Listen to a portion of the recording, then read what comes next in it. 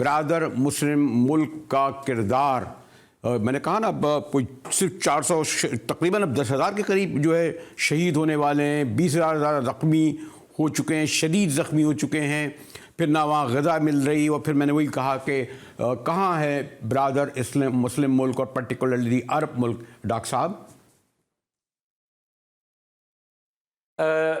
बिस्मिल्लाहिर्रहमानिर्रहीम। मुजाहिद बरेली साहब, आपका शुक्रिया।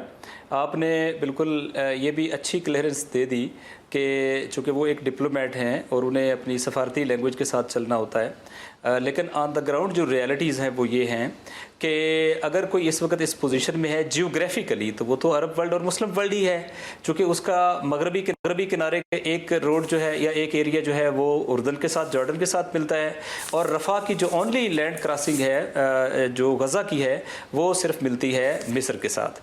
तो ज़ाहिर है कि सप्लाई चेन बनाई जा सकती है और ह्यूमैनिटेरियन एड जो है वो प्रोवाइड की जा सकती है। लेकिन बात यह है कि ऐसा क्यों नहीं हो पा रहा, ये फ़ियर क्या है, ये खौफ क्या है।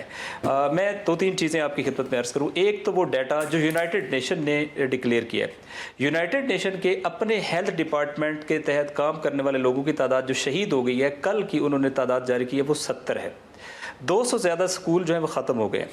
आज बाज़ स्कूलों ने अपनी तरफ से तालीमी साल के ख़ात्मे का ऐलान किया है ऑन द ग्राउंड के इस वक्त हमारे पास पढ़ने के लिए कोई बच्चा ही नहीं बचा और पढ़ाने के लिए कोई स्कूल ही नहीं बचा, तो हम कैसे तालीमी साल को कंटिन्यू रखते हैं। तो तालीमी साल के ख़ात्मे का ऐलान किया है। दुनिया की हिस्ट्री में वार्स के अंदर एक दिन के अंदर सबसे ज़्यादा जो बच्चों के मारे जाने की तादाद है वो इस वक्त गज़ा के अंदर है, और ये कभी हिस्ट्री में अनप्रेसिडेंटेड रही है।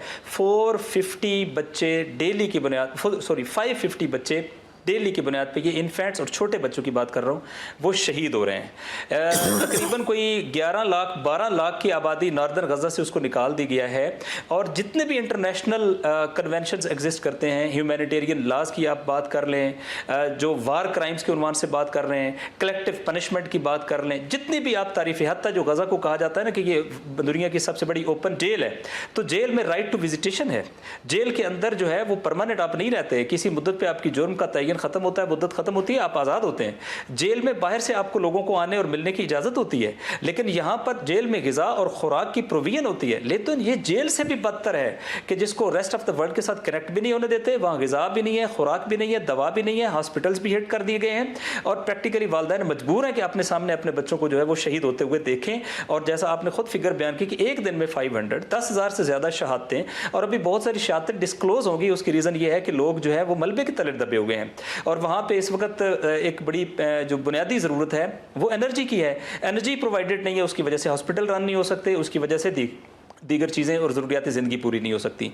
तो इस वक्त इसमें कोई शक नहीं है कि जहाँ वेस्टर्न वर्ल्ड वो अनकवर हो गई है, उनकी हिपोक्रेसी, उनके डुअल स्टैंडर्ड्स वो अनकवर हो गए हैं, इन द सेंस कि उनकी जो नॉर्मेटिव पावर है वो तकरीबन ख़त्म हो गई है, वीक हो गई है। और वेस्ट ने एक मरतबा भी जॉइंटली जो है वो मजम्मत नहीं की है फ़लस्तीन में जारी इसराइली इनकरियन और इसराइली जो वार क्राइम्स की है।